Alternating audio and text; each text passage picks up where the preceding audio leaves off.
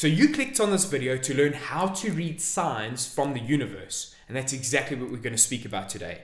As you can see, I've got 5 main points in learning how to read signs from the universe, the last one being a release technique, which is probably the most important part of reading signs from the universe, and it's really exciting. I'm going to get into it in detail in this video. But you might be seeing a whole lot of 1111, 444, 222 on buildings, on cars, number plates, your phone, text messages, whatever it is.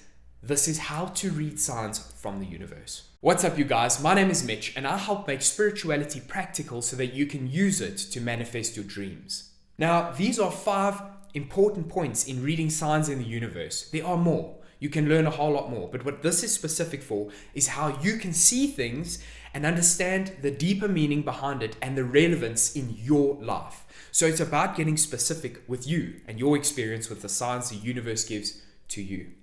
One big one I haven't put here, and there's a reason on that. It's a whole video. It's dreams.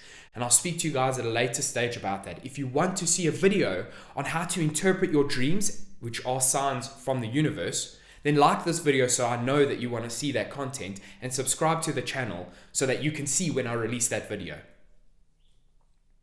Starting off with thought. Thought is one of the important signs from the universe. There are 2 types of thinking, and one of them we want to get out of, and the other one is used as sign reading for the universe. So the first one is fear-based thinking. And that's the kind of thing like, did I lock the door when I left? Did I feed the dog? Did I make sure that the stove was off? Did I turn this off? Because it's linked to something that might happen if it wasn't done correctly. Now that's linked to the illusion of control, which are all bad. Those things don't exist when in terms of reading sign, or in the terms of spiritual reality we actually live in. Those don't apply. So we need to let go of those thoughts. Now it's a lot easier said than done. So this is a small way to do exactly that, to release the negative thoughts and allow the second type of thought, which is creative. It's where you actually start creating things. We want to get that thought as the priority, and we want to let go of the fear-based thinking. So this is how you do it. You can be standing, you can be sitting, you can be lying down, doesn't matter. It's a short meditation technically that you can apply. So connect with your eyes. I say this in a lot of my videos, so I'm going to run through this one briefly. But you connect with the distance between things and your eyes. So the camera's there, I'm here. I don't try and identify the camera. I become aware of the distance. Do that with 3 things. Then connect to sound. So what can you hear? How far are you from the sound source? That's the next one. And you do that with all 5 senses. Just identifying 3 things. So when smell, you just want to do 5 breaths. Taste, because you're not going to taste 5 things all at once or smell that, but you can identify it within 5 breaths. So you become aware of your senses. And what that does is link you to the moment. It makes you very aware, which lets go of fear-based thinking. So that's a great way to let go of it, and you can start to feel creative thought. If I started to do this, I might be able to live a free life. For example, this YouTube channel that I'm trying to build is so that I can share this information which I'm passionate about and live a great life doing that, helping people make spirituality practical, real, so that you can apply it in your lives. That came from detaching from negative thought. It was a sign. It came to me in an idea. And then the right things came along for that, which I'm going to get into. Next is feeling. Feeling is your compass. If you were looking at yourself as a being that has multiple levels, being natural, then maybe astral, spiritual, and one with the universe, one with God, whatever your belief systems are, if you perceive yourself as that type of a being, then this is where feeling comes in. It's the next level beyond thought. So it's the part of you that's more connected to the spiritual. It can't lie.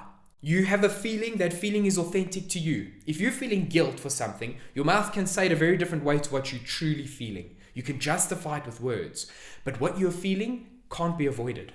And that's one of the biggest things you've got to go through in your spiritual journey, is getting in touch with your feelings. Now, I don't mean being hypersensitive to things, but what feeling does in reading signs from the universe is give you a navigating tool. So here's one way to put it. If you're walking down a dark alley, this is really like movie scene stuff, but it's just to give you an example. So if you're walking down some dark alley and you're uncertain about my safety, that feeling in your gut is something you should listen to. It's how the universe speaks to you. If you're on your right path, you will get the feeling of deja vu. You'll get the feeling of certainty. You'll get the feeling of connectedness. You will get a feeling. Feelings are signs from the universe.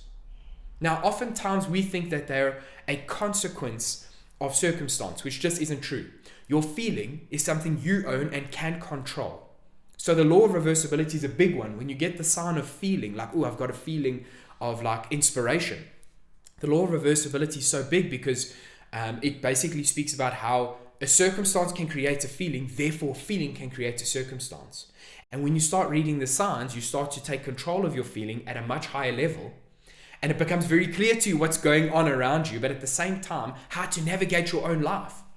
And you can use it to create things in your life. So these signs are also tools to be used to create your life and manifest things, which is a really exciting topic. If you want to see how to manifest things and how to make your manifestations stronger, take a look at this video up here. I go in a lot of detail about how to manifest. Next is the observer. And what does it mean to be an observer? The observer is not an actable part in your life. When you connect to the state of the observer, the circumstances that are creating feelings and thoughts are gone because you're no longer connected to that state of self. You're not in the 3D, you're now in the 4D. So you're in a higher energy, higher frequency as the observer. So when you get to the observer state of your life, the signs become a lot clearer because you're observing. And this life is meant to be observed, not controlled. And that's a big one to get through. Now, how do we do that? What I do, and this is a really great technique, is I look at my life like I'm watching a movie. You know how we watch those horror movies now and then, and you see the guy going to open he's heard a noise, and he creeps through the hallway, and he grabs the door handle, and he slowly opens the door. And there's some horrific scene, and we're at there going, don't open the door, don't open the door. And we're almost begging the TV not to open the door. We know in ourselves that no matter how much we beg the TV, or beg the actor, the character, not to open the door, we can't change the fact that the door is going to be opened. So it's the same thing with becoming the observer of your life. That's how I choose to see things, right? So I choose to see my life as the observer. I'm not perfect at it. Nobody is. But this is a great way for you in your life to go, wow, I can start applying this. Be the observer. The things that happen to me are happening to the body, not who I really am, my higher self. And when you go to the observer state, you go to the higher self state and the signs become clearer. So then you'll see 11:11 more, and you'll see 2:2:2 more. Whatever's meant to link to you is going to stand out more. It might be a feather linked to a loved one. For me, when I see feathers, it reminds me of someone who's passed that I love dearly. Now, a feather might not be the same for you. So there's no one size fits all, which is why I'm making this video so that it can be hyper specific to your life. So this is one thing you got to look for is what is around me. Become aware of your present space. I keep seeing blue. Blue cars, blue doors, blue outfits. I keep seeing yellow. Whatever it is, I keep hearing this one sound. Maybe it's a click. Maybe it's a note. Maybe it's a song you keep hearing. This is the universe speaking to you because now you're becoming receptive as the observer. If you think you're in that movie and you're going to try and change the door, the scene has been shot. The natural situation is going to unfold as a reflection of you. Always. So when you get to the observer state, you're not panicked, you're not worried, you're not overthinking. So you're not feeling things that are about controlling the situation. You're feeling what's there. And that's how you become an observer of yourself. So that's one way that I do it. I'd love to know what you think. Let me know in the comment section, like, what do you think about this? What questions do you have? I will interact. I will respond to your comments. I love chatting about this. You can see on my older videos, I respond to everyone. So if you have a thought, even if you don't like it, just leave a comment there. I'd love to see and to chat to you guys. Coming into research. So once we've gone and gotten rid of thought, we've moved into understanding feeling, and we listen to what we're feeling. And we become the observer and start to see signs, colors, people, whatever it is that your sign is. Next is to research. Google.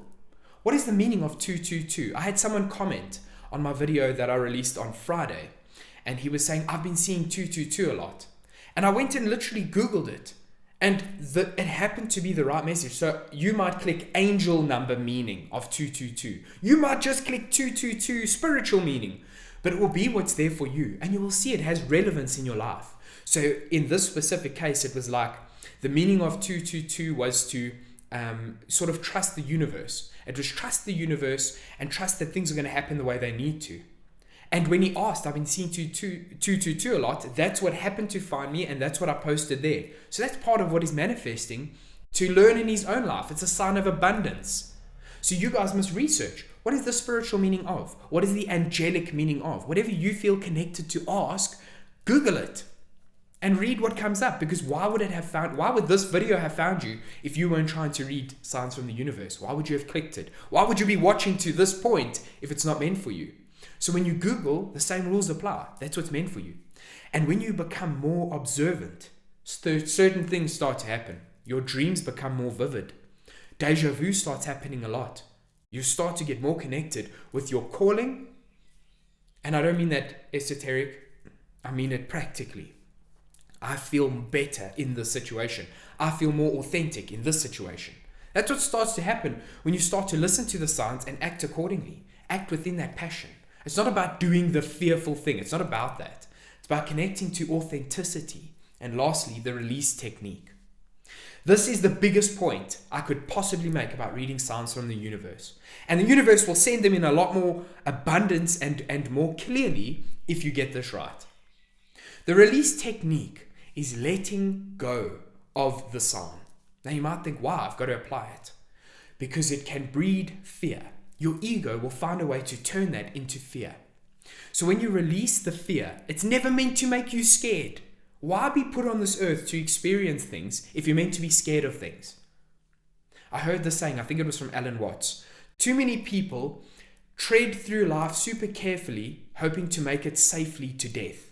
And he's like, what a dumb game. And it is. Don't live with fear. Don't onboard fear. Allow what's meant to happen and act within your authenticity. So when you release, it's whenever the sign comes and you feel the feeling, thank the universe. It's gratitude. Wow, thank you, whatever you are, space around me, God, planet 60 years away, light years away, whatever it is that you consider sending the message to you, thank it. Thank that energy. Thank you for showing me this. I feel good. It's always going to be linked to making you feel better. Always. So that's what it's about. If you have a fear-based response, release it. So once you get the sign, thank it, and then carry on with your day moving forward. That's what it's about. Become aware. Aware is 80% of your job. That's the goal. If you've liked this video and you want to see more content like this, please don't forget to hit the subscribe button and turn your notifications on, as well as like this video and comment something. I'd love to hit the trifecta. It does great for the algorithm and it helps me carry on doing what I'm doing. So I hope to see you all in the subscribers and on my next video. Thanks for watching.